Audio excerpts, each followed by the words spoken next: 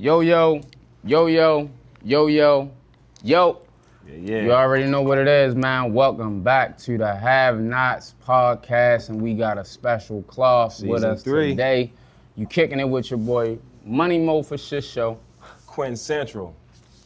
And we got my big brother, an activist, author, father, yes indeed, leader, entrepreneur, political candidate, and once again my big brother, Stokey Carmichael. Yes indeed. One time for Let's Stokey. give it up. Y'all ain't say athlete. Right, okay. basketball, right? Athlete. Yeah. Right. Yeah, man, I play basketball. Basketball, man. absolutely. Yeah, okay. Athlete, don't leave Well, that look, out. we got a tournament coming up in Atlanta this summer. I'm just saying. I don't know if I can wear my back brace. Well, How you speaking feeling, of big back brother? braces, how you feeling I'm super today? fantastic, man. Thanks for having me, man. I mean, I heard y'all say 3 years. Yeah, It's been 3 years, man. yeah. Congratulations, man. Yeah, You know, I appreciate it. I'm a little excited to be on this platform with you guys, man. I just feel some type of way, man. 3 years, I'm just getting on here. No. man. So let me That's what we gonna talk about. First and foremost, sponsored by Hooligan Express. Hooligan You Express. feel me? Yes, indeed. Absolutely. Yeah. But the first 2 years, right, was to get it polished. Yeah. Okay. Now you see it's more authentic than a replica, you know what I'm saying? Yeah. Okay. Well, congratulations, man. And you supposed to be on this one. Congratulations you know to both of you guys. Big Congratulations and Hooligan Express, man, for getting behind somebody real. Yeah. You know what I'm saying? 100. Yeah. Appreciate you, brother. Support means everything. Absolutely. Amen. Absolutely. Amen. All right, so we're gonna spin it. Where we at right now? Tell us where we at. Oh, well, y'all is in Silk Sports Bar, man. Come on now. In Towson location. You know, we've been here for 2 years, Okay. Upscale sports bar. Beautiful establishment. Named after my friend who passed away 5 years ago, unfortunately, man. So one of the ways where I wanted to pay homage to him was to get something that we can name after. Before we tap into that, because that's a part. That's a part of it. The reason and that's a part of it. We ain't even gonna dip into that too far right now. Let's go down the timeline. First, I want to say, with Silk being your pops, and by him being super funny to you, what made you feel like the world got to see this? Because you displayed them to everybody in a fantastic way. I mean, he got y'all hooked on that father stuff too. He wasn't my father. Oh, okay. He wasn't my father. That's my man. Yeah, that was a very, very good friend of mine. I knew him my whole life. He was older than me.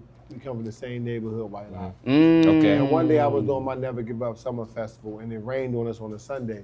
So we couldn't continue with the festivities, but we had a lot of food and stuff left. So we went to my friend's backyard and started doing the cookout. Yeah. And I just started joking with him like I always do. We've been playing like that my entire life. Okay.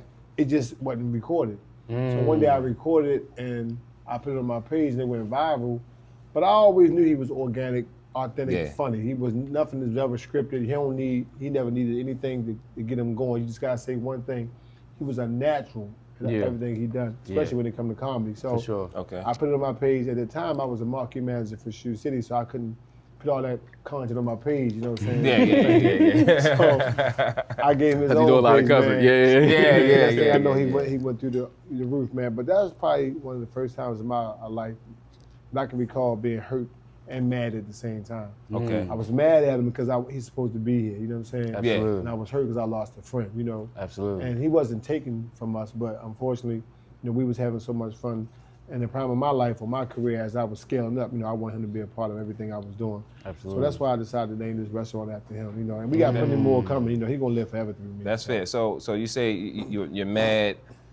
You have a lot of negative emotion with that. No. Well, I'm saying normally when someone loses a loved one, you become depressed. angry. Yeah. You said no, but angry if somebody takes something from you. Yeah. Right? Yeah. If you lose a person, and you become depressed, and sometimes we become so desensitized to losing life in Baltimore that we normalize it, right? Yeah, that's true. That That's was so unexpected because he was a person that wasn't abusing alcohol, drugs. He wasn't killed violently. You know what I'm saying? And they said he had a heart attack for whatever reason. I don't know, but I was angry at him because man, you're supposed to be here, man. Yeah. I'd give all this away for him to be here. Absolutely. I don't That's need fair. no restaurant. I need my friend back, but since my friend not here, I'm gonna use his name and not forget his name, and anything I do, I'm attached, his legacy to it. Yeah. How does that make you feel emotionally to see that this establishment, and then on top of that, you plan to franchise this, or create more? Expand. It's not franchise, just expand. Do more. So how does that make you feel to see that your friend does live? Honestly, I mean, it doesn't Within make me you. feel anything because I really haven't grieved yet. Okay. Sometimes like you just run. It's called fight or flight. Sometimes you just run from certain things and you just keep looking back, seeing somebody chasing you, right? Yeah. And before you know it, you done ran all the way home. Remember, like you're a kid, somebody chasing you, you know what I'm saying? And you running so fast, because you're afraid or it may be, and before you know it, you done ran 9 blocks. Right, I saw something the other day, it was like real comical. A guy said that he was so sick and tired of this cat. He said his wife had this cat and she loved this cat. He said, so he took the cat 3 blocks and let him out the car. He said, by the time he got back home, the cat was coming on the porch. And he was like, man, what the hell? How you get back before me? Can't bring a cat home. Then he said, next day he took the cat 4 blocks. By the time he got back home, the cat was coming back in the driveway. Yeah. He said, nah, man, hell with that, man. I'm doing something wrong. So then he took the cat 4 miles. Okay. And he said, man, he called his wife and said, baby, the cat there? She said, he said, he was going to 4 miles, he went left, right, down, up, all type of ways, right? Finally dropped the cat off 4 miles later. Called his wife and said, baby, is the cat home? She said, yeah, why you ask me that? She said, well, ask that son of a bitch how you get home. Because I'm lost, you know what I'm saying? Because I'm lost, So, it's just so funny. But I said to say, like, during, my trials, my tribulations, man, I always use real life experiences to motivate me and elevate my skill set depending on what I'm doing. But Silk was someone, man, who I really loved and cared about. And, only God knows I wish he was here. But being though he's not, I'm going to do my best in my individual. In official capacity to make sure his legacy live on. Okay. Rest in peace to Silk for sure. Indeed. Salute to him as well. You feel me? Another thing. Coming from a city where fathers is not mainly in the home all around the board, right? Yeah. You've been one of the focal points that has been standing on fatherhood. Where did that come from in your direction? Because my father wasn't in my life. So I thought it was paramount for me not to kill that generational curse. Amen. One. And two, my kids wouldn't have another way, Yeah. And, as we should be in our kids' life, regardless of the relationship with the mother, my kids, all of them are my best friends. And whatever endeavor they choose, to be involved in, I'm supportive, and vice versa. But I don't know why that's even a conversation, when people have kids, like you're not in your child life. If you see a lion, he's not gonna leave his cub. You know what I'm saying? Yeah. You see a bear, she ain't gonna leave her cub, So as human beings, we shouldn't do it either. But it happens, and again, as I said earlier, some of those traumas, are perpetuated through generations because, again, whether it be socioeconomics or just drug addiction, whatever, caused the father to sever ties with the mom or leave the home. It's like, we never found too many strong 2-parent households, So although I wasn't there with all my kids' moms in a relationship, I was always in my kids' life. Absolutely. To this day, I ain't never been downtown, you know what I'm saying? That's good. I'm gonna take them downtown. My kids, man. For But sure. I wouldn't have no way. I love my children. All right. What would you say is the most beautiful thing about fatherhood? Absolutely. For me, man, seeing my kids do a better job in this world than I did. When you create something, and you manufacture it, and it comes from you. Because I always tell people all the time, I'm a king of parables and metaphors, but my kids can never be better than me. You can never be better than what you come from. Absolutely. You think that? I love that line. Well, I love that line though. I love that line though. I mean, show me more. That's fair. If I take this cup of wine, I pull it in a bottle, right? This is the source, right? Yeah. I pull this cup of liquor in a bottle, and I pour one and a plastic cup, which one is better? Neither. Well, neither like would that, be though. better, but it's a selling point. No. I said which one is better. Right. Neither is better. Neither. Neither is better. Why not? Because it's the same thing, same Right. product, same amount. Right. So now one look good. Yeah. You know, one might have more shiny objects around Yeah, it. yeah. One might be a little more hardcore, but you can never be better than what you come from. That's fair. That's So fair. for I me, see your knowing that, analogy. like, I think that, just giving my kids an opportunity to be successful and doing what makes them happy, is one of the things that I take pride in, because I don't want anyone to be another me. I want them to be the first themselves, and you support whatever they got going on. Amen. And hopefully it's successful, whether it be music, whether it be being an athlete, entertainer. It doesn't matter, as long as they doing what makes them happy. Absolutely. So have you, like, I know for me, I just knew my son would be some kind of Astronaut. no, that's crazy. No, that's crazy because I went to school for aeronautical engineering, so I'm a rocket scientist by degree, but I don't use that. Right. Nonetheless, I thought that he would be like some kind of like I was trying to drive him to AI because I know that's the future. Right. But I talked to him the other day. He said he wanted to get into carpentry, and I went to school for carpentry, so it's just handed down to him. Like, I mean, we by metaphorically, nature. we was raised to believe that the apple don't fall too far from the tree, right? Amen. And I think that sometimes we want more for our kids than they want for themselves. Until they get to a certain age, they figure it out. Yeah. Like, I wanted my kids to be a professional athlete for the financial reasons. Yeah. But God didn't have it that way, you know what I'm saying? And, whether they scholars, on the court or in the classroom, my main objective is for them to be happy, healthy, and successful. Sometimes your passion don't always end up being your purpose, right? Yes. So you said, you was an engineer of some sort, right? Well, that might not be your calling. Right. Your calling might be the best podcast, producer, director ever. And that's what we have today. Right, you know what I'm saying? So, and I wish that on you, but I'm saying a lot of times people allow people to put certain things on them, that is not their part of their calling. You know what I'm saying? Yeah. Like, I spoke about being an activist. I don't look at myself as an activist. Okay. I look at myself as a member of my community who did so much damage that I had to come back and seek atonement and ask for forgiveness and repair what I broke. So like, and it's not an expiration date on that, because now when you get involved and you get engaged, you're doing things that feel good, right? Yeah. You want the results to match that, right? So Yes, when I look at my neighborhood, it's so sad, because the other day I was outside one of our stores and there was a funeral procession going on, right? And some young men was out there riding dirt bikes, you know what I'm saying? And they 13, 14 years old, they riding up a one-way street hitting wheelies.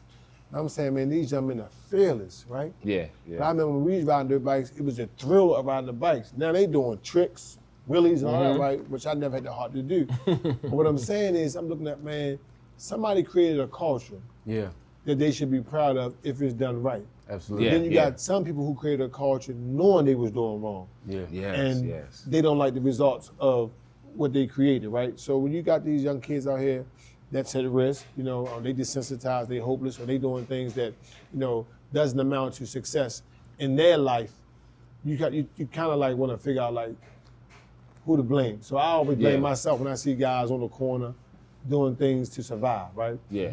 Because sometimes it's inescapable. When you look at certain communities and you say, man, damn, why they doing that? You got to look at the deeper issue. Why they doing that? Yeah. Like I remember one time, I said, God is a funny person, man, to me. Yes. And, it's y'all interview, but, one time. No, that's you good. I'm just saying, but, one That's time I was about 12, 13 years old, and, I'm older than both of you guys. So back when I was coming up, either you was selling drugs or robbing people. Yeah. Right? It wasn't like, you might sell newspapers on a Sunday.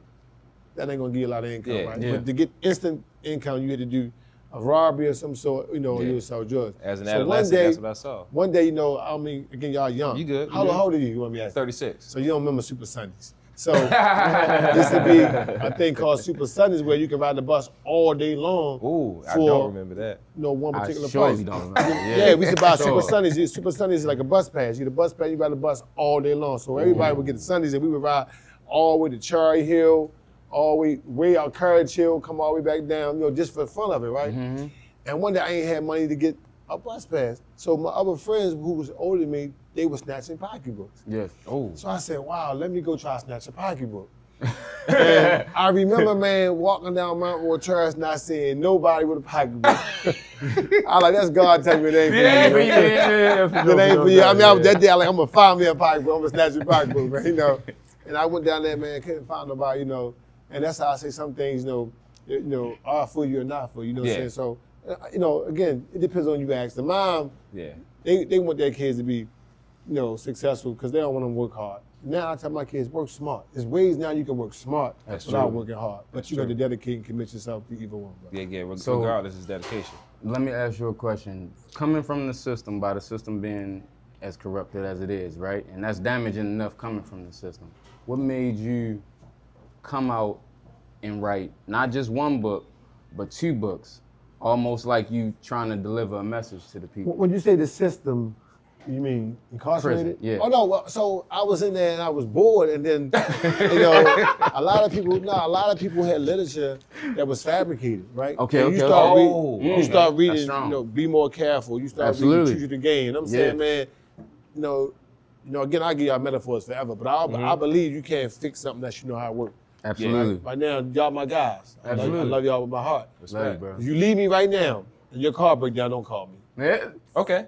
You need a ride, I got you. Yeah. Don't say, yo, Stoke, my engine acting up, man, come look at it. That ain't what I do. You said you're gonna call me, right? He get in the car like, yo, my stomach hurt, man, call Stoke for what? Yeah. I'm not a doctor, I can't fix that, right? You know what I'm saying? I'm like, yo, I don't know. Know your purpose. Right, so, you know, when I look at people selling drugs and they ostracizing certain situations and they, you know, publicly, you know, acknowledging street and crime. I'm like, I did that. So I know how it works. So I know this is fabrication. Like, it don't work like that. You can't stand on the corner with an M16 and the police ride by, you know what I'm saying? And don't say nothing. Don't say nothing. That ain't right, you know what I'm saying? Or you can't get a machete and run down the block and the guy see you coming and you chop his head off. You know, it don't work like that, right? So I seen enough fabrication in them stories to want to create my own. And I didn't necessarily change the narrative. I just incorporated real life experience into my writing to a point where my readers could relate. So that's what happened. It wasn't like I was trying to be an author, you know. I didn't want to be an author. I wanted to tell real stories in the meantime of being incarcerated. You know Okay. And it worked out. And then at the time I had, you know, 6 kids. So I like, you know, I'm gonna write a book for each one of my children. So I wrote 6 books for I love that. I love that. I love that. 2 sequels and then 2, you know, one-offs. I love that. So earlier you spoke on Emory. Both of y'all are actually my big brothers, for real, for sure. But a part of this I never knew myself. How did y'all get close? Well, it's funny, man. Before you say that, I met Emory through you. Right. So how did y'all get close? It's funny, I was talking to Emory yesterday on the phone for like an hour, man. We just was going in, man. And you know, shout out to Emory, man. I love shout him. out to Emory. Very humble, love. genuine man. Absolutely. But we was both incarcerated in the late 90s, and I had a big case back then, according to the Baltimore, you know, rules of street life. And I didn't want no celly because I said, no, nobody on my case is telling, nobody on my case is cooperating. But back then they would put a rat or a snitch in your cell. Absolutely. To get information from you yeah. so they can go back and strengthen their case. Yeah. So I remember one time I was on B section and this guy was from Frederick somewhere and he went back and told the feds things I told him that I didn't. I'm like, well, he did what? To get his time cut. So they had nobody in my case was telling on me, so they needed somebody to say something about him. Yeah, absolutely. So when they transferred me to another section, I said, you know what, man, I don't want no selling. And anybody come to my cell, I don't want no selling. Yeah. So I had my clothes on the top bunk, my food, you know, everything, you know what I'm saying? Making sure that I'm on the bottom bunk, I'm just chilling, relaxing. Yeah. So one day I hear my grill open. I'm looking like, man, no, this ain't we on 24-hour lockdown, so ain't no rec time. What's going on? And I look up, I get out the cell, look up, they said, Ken, you got one? I said, huh? I said, hell no, man, I don't want no celly, man. Hell no, man, because I was always been able to have a celly. Yeah. So, and we had some glasses on, looked at me, he came in there, man, I'm like, I'm humble, like, who's they bringing in myself? So first, I'm already on defense, because I'm thinking, I seen they tried to do before. Yeah. So, as a man, he wanted respect. You know? So That's important. I remember when he came in, I moved. I said, man, I didn't move my stuff off the top bunk so he could sit down and put it on top of the things. I had a lot of commissary clothes. You know, I was like an apartment in there, right? So he took his glasses off, put them on the toilet. He said, man, so he tried to step onto the sink to get to the bunk. You know, hot bunk, you know, I said, no, man, you can step on the bunk, you fold them out, you get up there, lay back, chilling. What's your names? So it started with respect. From the door. On both ends. Yeah. He said Emory. I said, where you from? He said, Eastern Shore. And I'm like, Eastern Shore? Ain't nobody down there Eastern Shore. Right. What is going on down there? Get no money, no fans down there Eastern Shore. Right. Eastern Shore, like, yeah, now he came and I said, okay. Never heard of it, never knew nothing. So then, Emory never said a word. Sit back, chill. So he like, man, how the phone thing work? I said, I can get you the phone. You want to get the phone? I get the phone. So normally, you know, a lot of them guys back then, you know, didn't have on the B section. We was a few Fed guys, but the rest of them guys was state. So they incorporated us with the states because they have bed space for Fed guys. They wasn't a Fed detention center at the time. So you're in the state prison? In the Baltimore City Jail. As a Fed. Right. So I tell her, yo, grab the phone, grab one from me, or grab two. That's the phone. You know, grab one or two. Sure. So I grabbed the phone, and we come down, let him use the phone. You know, he done the phone. He come back and say, thank you. Now, at that time, we just want to run around and tell war stories about what's going on uptown, you know, whatever it may be. So he come back up, and he laying around. It's a Friday night, you know, and, you know, it get dark, you know, early in the wintertime, right? You know what I'm saying? So we laying back, and that's the everybody got the radios on. And I heard Jay-Z say, I'm going to give a shout out to my man, Emory Jones, over on B section. I said, for real? Like, who's that? And like, yo, Stoke, you guys, y'all hear that? Who over here named Emory? Right. I'm like, you know, and at the time, Jay-Z was up and coming. He for wasn't sure. who What he year is is now. this? What year is This this? is in 98. Oh, you know, so yeah. He wasn't really, 99, he wasn't really who he is today, of course. Yeah. You know, shout out to Big Homie. But Absolutely.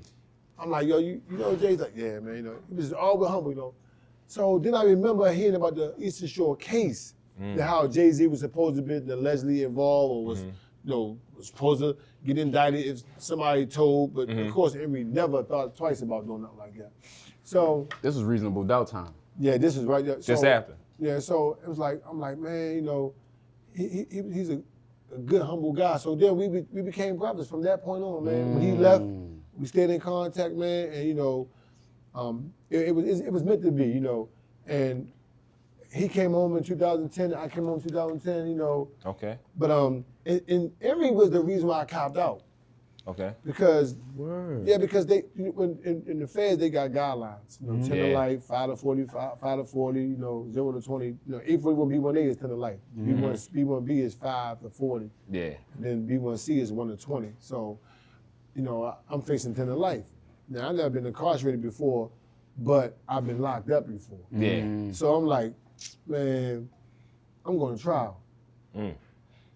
So that was my mentality during that time. And then when I went to court in June before I even met Emory, I capped out because I knew my lawyer was about to throw me. You know, and I'm like, man, I ain't gonna get no life. I see how back then they was giving out life like they giving out cheese and crackers. You gotta try to give it back. So I'm like, man, hell with that. So then, but I remember trying to withdraw my plea to go to trial. I said, how much time you got? He said, man, I took 15 slices. I said, you took what? I took 15. I said, 15 years? Yo, you think about the Tesla cars now. I'm thinking about the Tesla cars back then. Yeah, for sure. Like, you know, when I come home, they're going to have flying objects. You know what I'm saying? Because, like, you know, I'm trying to think. You think about the Millennium rumor? Yeah. And they're going to crash in 2000. Like, yo, but he like, yo. So when Emory took his 15, I'm like, man. And he was comfortable saying this. He was comfortable. 15 slices. Like, what the hell? What's I'm going to do? I mean, you know what they going to do? Yeah. They ain't going to tell. You know what Right, for sure. So when it was time for me to take my plea, they gave me the same thing. I'm like, man, what the hell, you know what I'm saying? But he really made me believe that, you know, standing up for what you believe in, being honorable, being a man inside and outside was the thing to do. I never thought twice about doing anything different, but That's fair. mentally you try to figure out how can you process starting doing 15 years with the Fed. Okay. But now there's normalized because they give so much time out. Everybody just like, you know, he got it, I got it, he did it, I can do it. You know what I'm saying? So, but he went around. He went to a different institution, but we always stayed in contact through letters, and we verbalized our love for each other. The other guys who came from his institution or who came to mine, you know. And then when he came home in 2010, his co-defendant came to the halfway house, And Big Ty, shout out to Big Ty. Big Ty like, yo, you know, Emory home? I said, for real? You know, I ain't giving the phone, and he was still in the box. And then, you know, it's just so funny, man, so ironic that people don't know, man. Emory was a right instrumental part of my life in most of every major decision I made since I've been home. Oh, that's love. And I'm gonna tell you why. So when he came home, and I came home, I was doing videography. I wanted to shout out to Raouf. Absolutely. You know, movies and stuff like that. So I ran into this guy who wanted to do a movie that was a spinoff of The Wire, but called it Merlin and D. Yeah. And I had my money, my own money, came home to some money. So I was trying to pick my money up to do it. You know, that was my passion. And they got the story together. We did the pilot, you know, and then they went up to New York trying to get everybody to get it in front of whoever so we can do what everybody else was doing, right? Back then, that's when no Netflix, it wasn't all that old. Absolutely. No, hula hoop, it wasn't all that stuff. Yeah, hula hoop. Whatever it's called. Two, whatever. TV, it was just basically the movie or Blockbuster. Trump. Yeah. So, Black market time, They told him, like, yeah, man, we got this thing, you know, pushing, you know, we're going to try to split this, split that. And we said, what about Stoke? They said, what about him? For real. He said, what you mean? Stoke put the money up, y'all ain't going to cut him in? I mean, we going to look out for him. So they said, no, hell no. He said, Stoke, come up, man, come uptown. I go to his house and, man, he and Emory on the box. Like, man, listen, man, we got to cut them dudes off, man. And when I seen that, I was like, wow, man, you know, this guy, That's love. Man, Yeah. love, man, you know, and we've been to the hip. He gave me, his mother's my mother. Okay. His kids are my nieces and nephews. Absolutely. My kids are his nieces and nephews, man. And we talk at least once or twice a week. You know, here in LA, he's doing real good. I'm so proud of him, man. He started, you know, these metaphors and these parables, you know, bet on yourself, you know, trust the process, you know. Trust the process, all the for other things that he started. But he was also, right, and people don't know history. Hopefully one day history tell the truth. Okay. Emory was the reason why the riot stopped. Ooh. You don't know that, Talk man. about it. So, you know, and me and him was talking about that last night, and he, you know, he gonna be mad at me for telling the truth, but Emory was the reason why. What happened? When I say stop, I'm saying, of course. He was in the streets at that. He was out in Baltimore walking around. People are responsible for what they know, right? Yeah. And what you do is based on either information, leadership, or influence, right? No. Knowledge. We knew Freddie Gray funeral was on a particular day. We have rumor that after the funeral they were gonna go crazy. Yeah. But it was just word of mouth because, you know, the kids really are the ones who ignited the protest. Absolutely. Yeah. Douglas, you know, in that area, Mondawmin. Yep. And I didn't want everyone to know I was gambling. So after Freddie Gray's funeral, I get dropped off down the casino. Okay. So just like these TVs in here, those sounds coming out. do this. Yeah. So I'm at the table now. You can't use your phone Absolutely. at the casino. Mm-hmm. So, but my phone on loud. I got chips in my hand.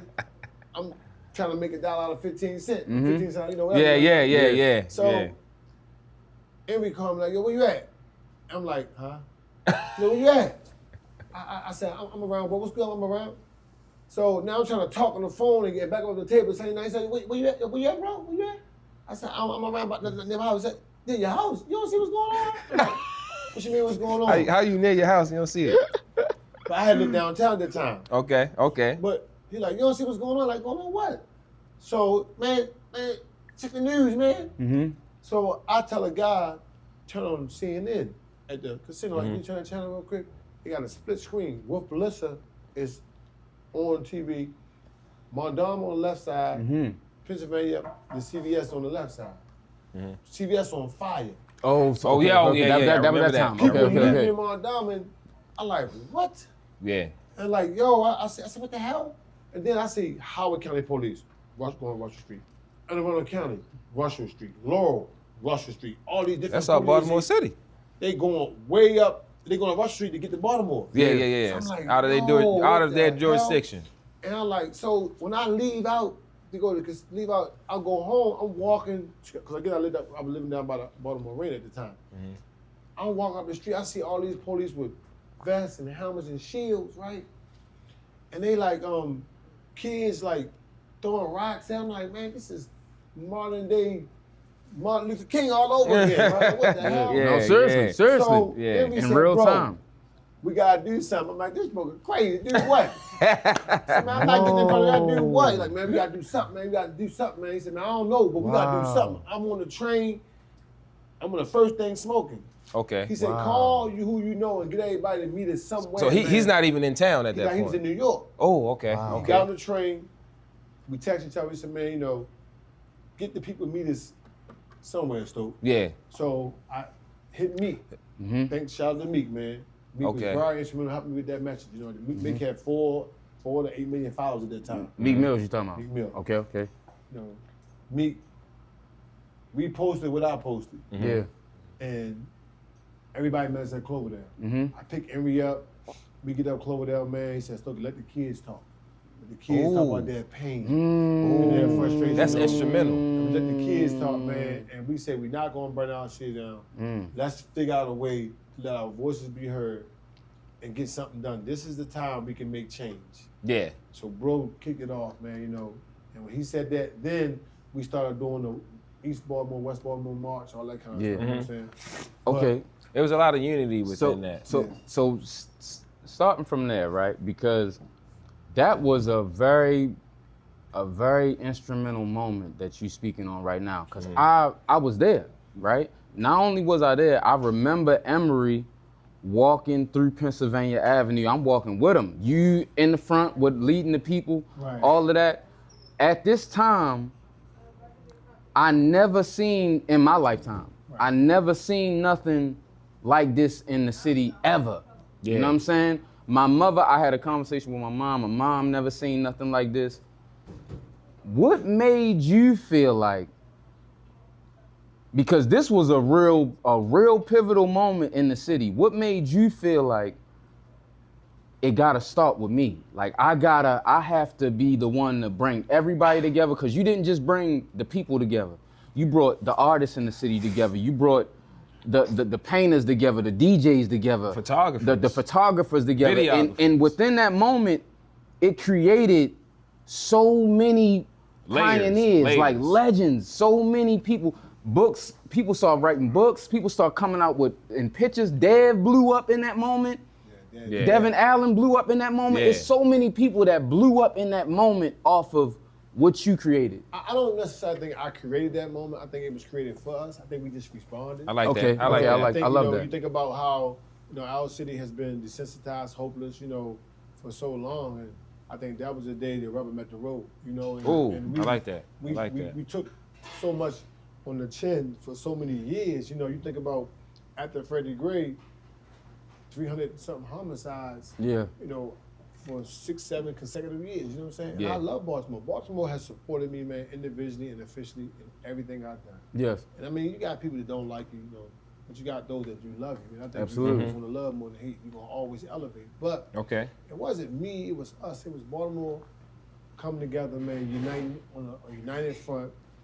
You know, saying we was tired. You know? And we knew that there was major social injustice that plagued our city for far too long, and some of the voices were being ignored. And it was business as usual to people that was elected and selected, and we wanted to hold them accountable for once, you know, and not by just voting different people win, but making them do their job, right? Yes. And you think about, that was almost 10 years ago. Yeah. And right now, think about what happened during that time.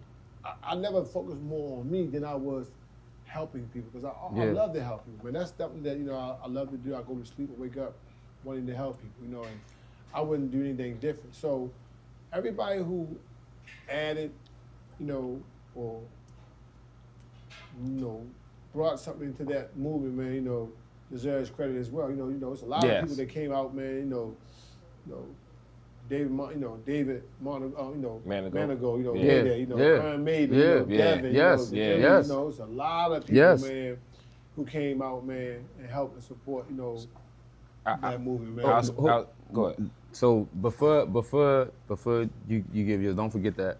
I don't want to step away from your flowers though, because I was there to know what that moment felt like, to know what it looked like. You know what I'm saying? So I feel what you're saying, but coming from my eyesight, being a part of the city and moving around and understanding how this never happened before, and you had You had Muslims, you had Crips and Bloods, you had the culture of artistry, of music, of all of that. Then Tied you had into one. kids, the youth, you had the people, far as the older crowd, you had everybody within one. It went from Cloverdale, we all walked. Right. That all came from you though. It was, you know, I grew up 5 minutes from there. So Absolutely. It was like, Yeah. you know, I'm invested. Yeah. You know, To do it, yeah. you know, one But way you or made another, the right? call though, I know, I for think- everybody to meet there. I think, man, you know, I tell people all the time, you know, one of the reasons why I'm successful is because of my relationships, right? Absolutely. Now, Amen. I went to college for psychology. Mm-hmm. I went to college for businessman.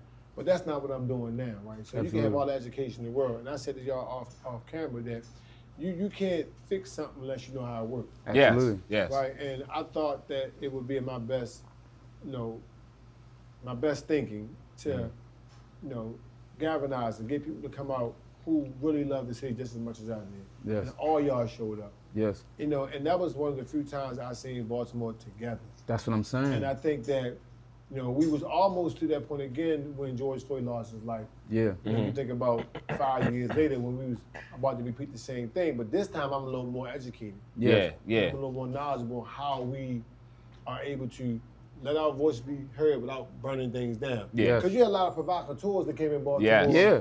Who was trying to like, yo. Stir it up. When they come, one white dude, you know, disrespect the race, I'm saying, but, you know, he was from Phoenix, Maryland somewhere, right? I'm like, he said, man, we're gonna tear this mother. I said, we're gonna do what? We're gonna tear this mother down. I'm like, no, we're not. And you're gonna go back where you come from. We got this. Yeah. Yeah. You know, I mean, Yeah. because we gotta live here when you're gone. Yes. And then you got a lot of people, man, you know, I was talking about one of my young proteges, Kwame, good guy. Kwame. Yeah, was- yeah, yeah. Kwame Rose, that's my brother. Yeah. Kwame yeah. was on the ground, man. I ain't know that He was young. on some Martin Luther King And time at that time. he was really one of the young guys that was vocalizing his concern, and he didn't even know what he was doing at the time. What I mean by didn't. that is, What? he was so engaged, but he was so thought-provoking that it was so necessary. And I always tell people, if we had 5 of him Yeah.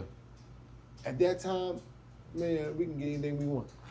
I'll say this. Let me. I'm sorry. No, I no. apologize. Go ahead. Go. So, for me, during that time, I was in Atlanta. I've been in Atlanta for 11 years now, but during that time, I was in Atlanta. And I'm watching this on CNN. Right. I'm saying, that's my city. That's my city. And all I'm saying is, CNN is talking positivity from the situation as is. Right. So I'm seeing the Kwame's, I'm seeing the Emorys, I'm seeing the Devin Allens, I'm seeing the Stokeys. And this is worldwide. It's not this- just Baltimore. Yeah. Yeah, Like that made me feel good to see my city in unity. Yeah. Now let me